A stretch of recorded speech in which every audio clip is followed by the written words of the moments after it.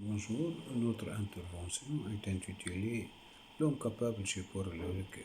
Introduction, Paul Ricoeur, né 1913, mort 2005, est un penseur érudit dont les œuvres sont remplies de la rencontre et du dialogue de pensées vives variantes. D'abord, il s'agit de sa conception philosophique. D'un côté, la continuité de la tradition est pour lui essentielle. Donc la tradition grecque dans le sillage de Platon et d'Aristote, ainsi que celle chrétienne, la tradition chrétienne. Commençons avec Saint Augustin, constituait le fondement de sa pensée. D'un autre côté, il faut faire un long détour herméneutique par les signes, symboles et textes avant de trouver un domicile ontologique. Pour cela, il s'est servi de toutes les pensées. À quelle école qu'elles appartenaient à l'origine, desquelles sont avantageuses pour l'interprétation. Ensuite, elles concernent également son expérience personnelle. Né dans une famille protestante, il a reçu une éducation religieuse loin d'être dogmatique, mais encouragée de pratiques personnelles telles que la lecture, la prière, l'examen de la conscience. Et la conception pneumatologique a déjà inspiré sa vie quotidienne depuis l'enfance. Il se trouve ainsi dans toute sa vie entre deux pôles. L'un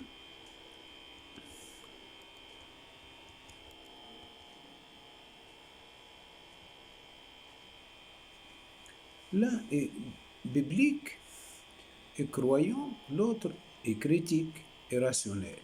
Son mémoire de master prend un sujet sur Jules Lagneau et Gilles Lachelier, qui représentaient la tradition critique française depuis Descartes.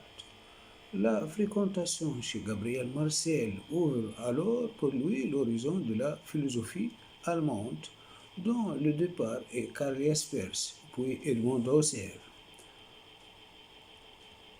Pour le dernier, Ricoeur a traduit le premier volume des idées en français pendant la période de sa déportation en Allemagne à partir de juin 1940 jusqu'à début de 1945. De plus, son expérience de renseignement pendant une quarantaine d'années aux États-Unis lui permet de s'imprégner de la philosophie analytique. Ainsi, dans ses œuvres se plante la puissance de la croyance d'un protestant aussi bien que la lumière de la raison moderne qui suit la tradition gréco-latine et s'inspire largement de la philosophie continentale et anglo-saxonne. Des espaces de rencontre s'ouvraient sous sa plume pour les pensées telles que l'existentialisme, la philosophie réflexive, la féminologie, le structuralisme, la psychanalyse, la philosophie de la religion, etc. Très souvent, la médiation philosophique de Ricoeur a un rapport avec son enseignement et n'envisage pas de construire un système complet. La réflexion périodique se déploie autour d'une problématique particulière. Son fruit se cristallise sur l'intermédiaire de l'écriture. Dans une œuvre, quand un problème est résolu de celle-ci, il devient le départ de sa médiation de la période suivante. Le premier livre de philosophie de la volonté consiste à décrire d'une façon philologique la structure originelle du volontaire et de l'involontaire du sujet, en faisant abstraction de la faute au niveau de l'éthique et de l'émotion, afin de se concentrer sur la finitude et la culpabilité dans le deuxième livre. Dans la discussion de l'épigénèse historique du mal de l'homme, Ricoeur se rend compte de l'importance de la symbolique pour la pensée et arrive à la conclusion en impartant à Kant l'expression le symbole donne à penser. La lecture sur Sigmund Freud lui inspire encore plus sur l'importance de celle-ci. sur son épaisseur et sa richesse dans la transmission d'interprétation de Hegel à celui de Freud, transmission des sons. Dans l'œuvre de l'interprétation, il oppose le modèle d'interprétation d'Hegel à celui de Freud. Le premier est téléologique dans la mesure où les sons sont enrichis en avance par l'interprétation. Le dernier est archéologique, cherche l'épigénèse des choses d'une façon régressive. Dans cette perspective, un symbole peut recevoir plusieurs interprétations. Dans la relation dialectique de modèle théologique avec celui archéologique et ce conflit des interprétations n'est possible que grâce à l'épaisseur du langage symbolique lui-même, ce qui n'est plus pas à recœur dans le symbole, c'est qu'il se trouve encore à la frontière entre le langage et le non-langage. C'est la raison pour laquelle le recœur se détourne de sa réflexion à l'égard du symbole et commence son étude sur la métaphore. Ce qui intéresse à la métaphore vive est bien la création sémantique du langage. Ce travail se prolonge jusqu'aux 3 volumes de Temps et Récit. Ce dernier, de son côté, conçoit également des germes pour les œuvres plus tard. Le problème de l'identité narrative persiste dans la conclusion devient le sujet central du livre soi-même comme un autre. L'abstraction de la mémoire dans le récit historique fait appel à la naissance de la mémoire, l'histoire, l'oubli, son œuvre maîtresse. Le reste, parcours de la reconnaissance, qui paraît à 1 an avant son décès, se focalise sur le concept reconnaissance auquel se conflue sa réflexion morale, sociologique, politique, etc. Quant aux autres œuvres, ce sont des anthologies des articles, soit sur un auteur, soit sur un sujet particulier. On ne peut pas non plus dire qu'elle constitue un système de pensée. En face d'un tel philosophe et d'une telle pensée, notre recherche prend des idées comme le fil conducteur du déploiement. En 1986, Ricoeur est invité à prononcer le célèbre Gifford, lecture de l'université d'Édimbourg, sous le titre Own Self-How, dont le contenu devient les premiers 6 chapitres de l'œuvre soi-même comme un autre.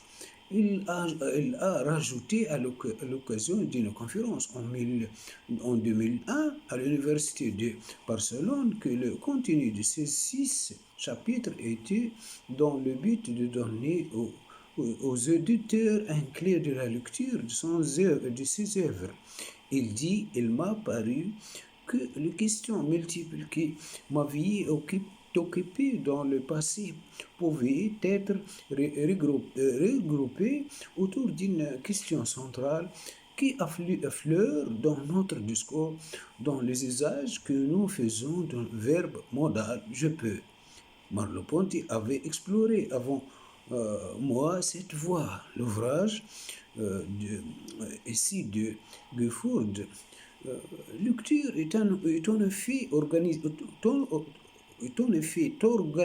autour de 4 usages majeurs du GP.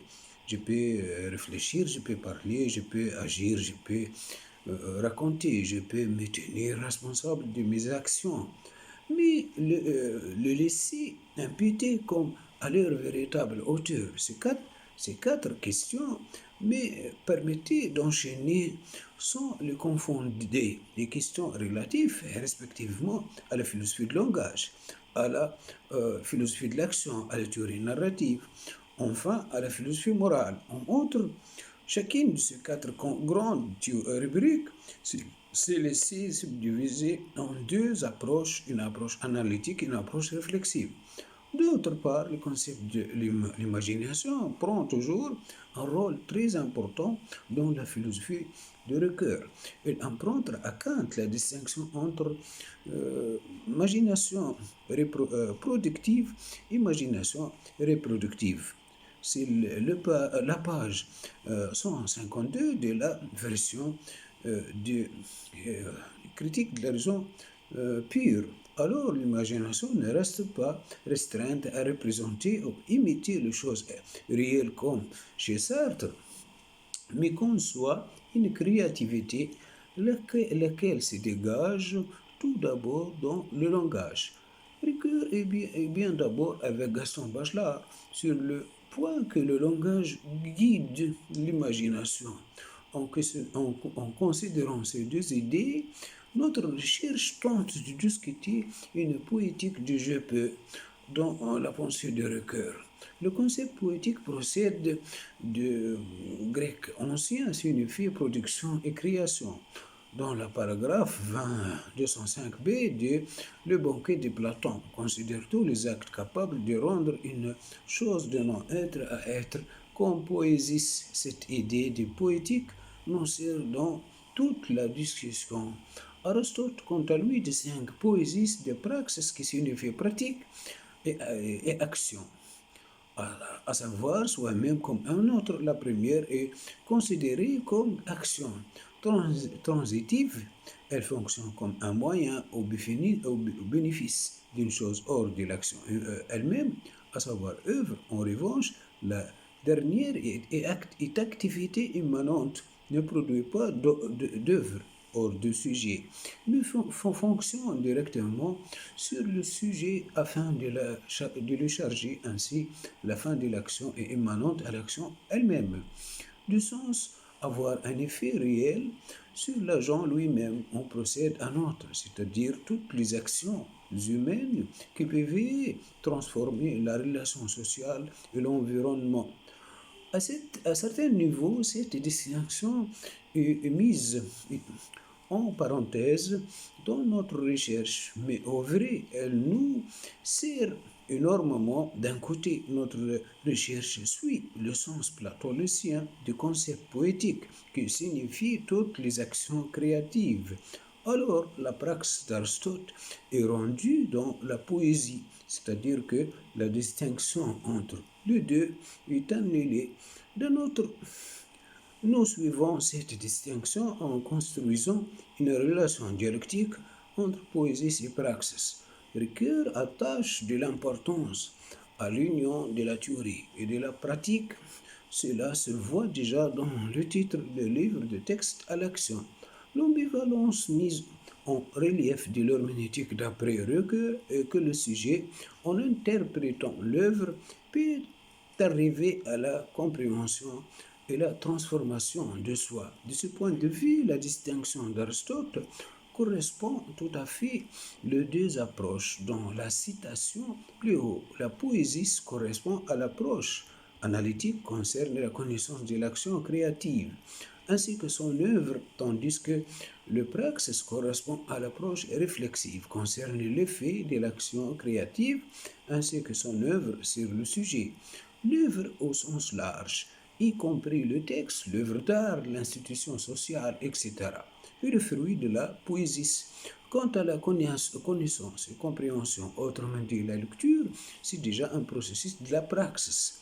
En considérant que l'activité créative basée sur celui-ci peut également produire les œuvres et simultanément avoir des effets sur le sujet lui-même.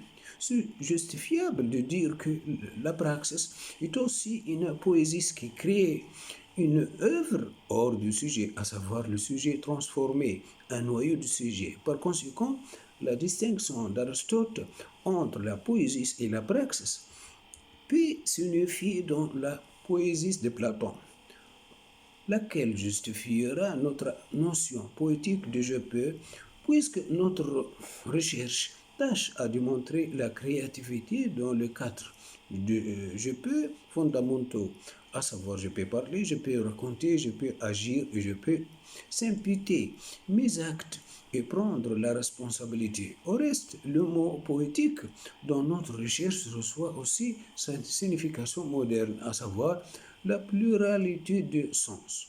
On va se concentrer sur le fonctionnement de l'imagination dans cette pluralité. Notre recherche questionne d'abord le développement et l'enrichissement du sens dans le cadre je peux fondamentaux, puis le fait soit positif, soit négatif.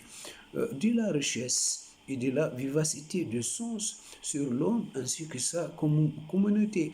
Le sujet habite dans le sens, simultanément contribue à la production de ce dernier, laquelle est encore plus forte quand le sujet rencontre l'autrui. Donc la transition du regard du sujet à l'intersubjectivité de l'homme singulier à la communauté humaine est un pas nécessaire pour notre recherche. C'est bien dans cette transition, cette transcendance, disons-nous, que se trouve la puissance de l'imagination afin de démontrer comment l'imagination contribue à la création et à la production de sens, de mettre en relief la dimension poétique de l'homme en tant que sujet vécu, de manière à conférer à l'imagination une position ontologique. Nous avançons notre discussion en 5 parties. Le premier partie est préparatoire. Il consiste à donner une clarification nécessaire sur le problème du sujet dans la pensée requérienne avant d'entrer aux discussions sur les 4 capacités fondamentales de l'homme. Nous avons à cette occasion recours à la recherche de Jean Haber dans le but de vérifier la tradition de la philosophie réflexive dont Ricoeur est un héritier. Puis on arrive au pivot de ce chapitre, la réflexion concrète ricoeurienne qui nous enseigne un point de vue fondamental que le sujet n'est pas donné directement ni muni d'une transparence à soi, mais besoin des signes et des actes en vue de s'approprier son existence. C'est par l'intermédiaire des signes et des actes que le sujet effectue ses capacités. Ainsi s'ouvre l'approche herméneutique pour la compréhension de soi pour celui-ci. Le deuxième partie commence notre discussion sur la capacité de parler dans le dialogue avec le structuralisme. Le Ricoeur souligne l'importance de l'ouvrage de langage vers le sujet et le monde. C'est bien cette ouverture que ouvre les possibilités infinies à la production de la signification langagière. Alors, la première partie se déroule autour du symbole que nous mettons dans la perspective de relation du langage avec le sujet, afin de justifier la priorité du langage symbolique pour le sujet à l'égard de son appropriation d'existence. La deuxième partie est autour de la relation référentielle entre le langage et le monde. Sur ce point, c'est très important de distinguer 2 sortes de références, à savoir références descriptives et références poétiques. Par la première, le langage garde un lien direct avec le monde et le réel, tandis que par la deuxième, le langage tient une relation indirecte avec ces 2 derniers.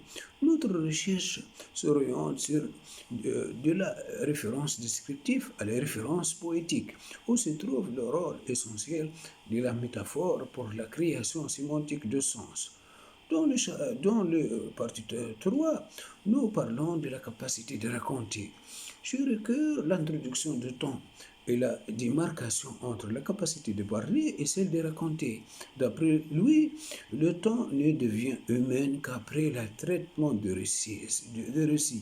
Ce que nous intéresse dans ce parti est de démontrer comment le récit représente l'histoire en tant que temps humaine, afin de démontrer le sens poétique de la vérité dans la connaissance de l'histoire. Pour cela, nous partons de l'aporie dans la problématique de temps, afin d'introduire la fonction essentielle du récit, à savoir la configuration.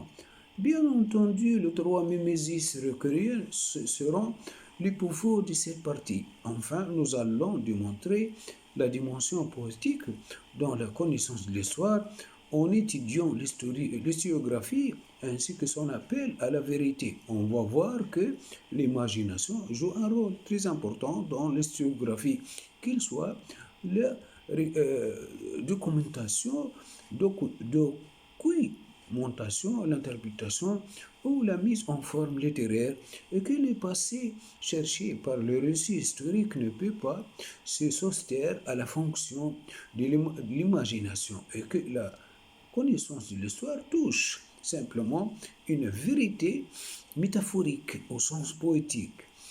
Le quatrième partie se concentre sur la capacité d'agir, prenant la structure symbolique de l'action comme base fondamentale. Ricoeur a tenté d'établir une sémantique de l'action. Cette sémantique offre un large espace pour l'imagination dans les actions individuelles.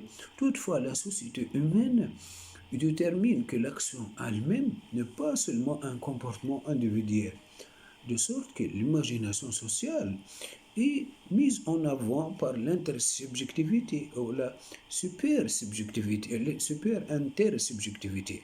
Ce parti prend comme point de départ la relation entre l'action et l'imagination dans le comportement individuel, mais se concentre sur le rôle de l'imagination sociale dans l'organisation des relations sociales. Il s'agit alors de la question de l'idéologie, de l'utopie en tant que représentation personnelle de la formation et de la composition de la société. L'idéologie peut réunir les individus tout en les alignant. Quant à l'utopie, elle donne une perspective critique envers l'idéologie. Ricoeur a souligné de manière révolutionnaire la relation dialectique entre les deux. Donc, ce parti envisage de démontrer le rôle remplaçable de l'imagination individuelle et de l'imagination sociale dans la capacité d'agir du sujet. Dans ces cas, le dialogue de Ricoeur avec le penseur gréco-français Camillus Castariadis nous indique énormément dans notre réflexion, dans la mesure où ce dernier, à l'opposé des Ricoeur, nous montre une autre perspective de la création de l'imagination qui est de caractère absolu au niveau ontologique. Le dernier parti examine les capacités humaines de synthétiser ses actes. L'homme est responsable de ses actes, cela est une idée fondamentale de l'éthique. Ricoeur définit la visée éthique comme une bonne vie, avec et pour autrui dans les institutions justes. La vie sociale avec et pour autrui, voilà les deux dimensions essentielles de la vie éthique qu'on va dégager dans ce parti. Euh, Afin d'examiner la dimension éthique de l'acte avec autrui, nous prenons la fragilité comme point de départ. D'après Ricoeur, la responsabilité signifie d'être responsable de l'existant fragile. La fragilité de la vie sociale consiste dans ce fait que le conflit est toujours inévitable. La relation dialectique entre moralité et éthique tourne autour de la réconciliation du conflit. La sagesse pratique requise par la vie éthique consiste à prendre la bonne vie comme objectif et à obtenir une sorte de jugement moral qui correspond au contexte spécifique sur la base du respect de l'homme. Quant à la dimension éthique pour autrui, elle englobe une économie de dons en suivant la logique de la surabondance. C'est là cela concerne bien la dimension poétique de l'éthique, l'image idéale de Mésie interprétée par le philosophe allemand Hermann Cohen peut nous servir à s'approcher de cette dimension poétique. Deuxièmement, la philosophie de l'espérance de Ricoeur à travers les relations dialectiques entre l'amour et la justice souligne également les caractéristiques poétiques fondamentales de l'éthique. Quelle est alors, en premier lieu, la capacité de réfléchir, surtout dans la philosophie réflexive? Merci, c'est fini pour cette intervention. Au revoir à une nouvelle intervention.